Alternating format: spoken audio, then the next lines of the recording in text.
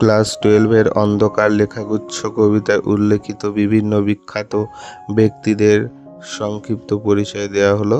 তোমরা ভিডিওটা শেষ পর্যন্ত স্কিপ না করে দেখে নাও। প্রথমত হচ্ছে দেখো আব্দুল করিম খাঁ। এটা হচ্ছে ওস্তাদ আব্দুল করিম খাঁ। 11ই নভেম্বর 1872 থেকে 27 অক্টোবর 1937 সময়সীমা। তিনি ছিলেন একজন ভারতীয় হিন্দুস্তানি শাস্ত্রীয় সঙ্গীত শিল্পী, অন্যতম সারেঙ্গি বাদক, কিরানা বা কৈরানা ঘরানার প্রবর্তক। তারপরে 2 নম্বরে আছে আইনস্টাইন, আলবার্ট আইনস্টাইন। 14ই মার্চ 1789 থেকে 18ই এপ্রিল 1955 মধ্যে সময়কাল। জার্মানিতে জন্মগ্রহণকারী একজন নোবেল পুরস্কার বিজয়ী পদার্থবিজ্ঞানী। তিনি মূলত আপেক্ষিকতার তত্ত্ব আবিষ্কারের জন্য বিখ্যাত। তিনি 1921 সালে পদার্থবিজ্ঞানে নোবেল পুরস্কার লাভ করেন। 3 নম্বরে আছে কবির। মুসলমান জোলার পুত্র কবির ছিলেন চতুর্দশ-পঞ্চদশ শতকের ভারতের একজন কবি। তিনি হিন্দু মুসলিম সম্প্রীতির কথা বলেছেন। তার রচনা ভক্তি আন্দোলনে গভীর প্রভাব বিস্তার করেছিল। তার কবিতা দোহা নামে পরিচিত। ভ্যান গগ, সম্পূর্ণ নাম দেখে নাও, ভিনসেন্ট উইলিয়াম ভ্যান গগ। 30 মার্চ 1853 থেকে 29 জুলাই 1890 পর্যন্ত সময়সীমা। তিনি ছিলেন একজন ডাচ অর্থাৎ নেদারল্যান্ড চিত্রশিল্পী।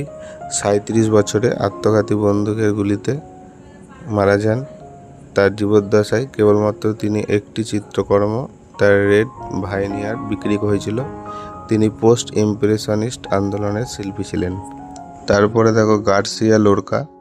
এর পুরো নাম ফেদেরিকো গার্সিয়া লোরকা।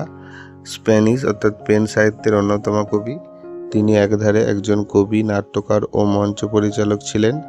স্প্যানিশ গৃহযুদ্ধের শুরুর দিকে জাতীয়তাবাদী কর্মীরা তাকে হত্যা করে। তাকে স্পেনের জনগণের কবি বলে ডাকা হয়। তারপরটা দেখো লেনিন। এর পুরো নাম ভ্লাদিমির ইলিচ উলিয়ানাভো ওরফে লেনিন।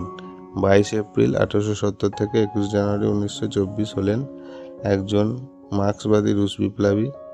বলশেভিকদের প্রধান নেতা ছিলেন লেনিন। 1917 থেকে 1924 সাল পর্যন্ত সোভিয়েত রাশিয়ার রাষ্ট্রপ্রধান ছিলেন। তার মতবাদ লেনিনবাদ নামে পরিচিত হয়।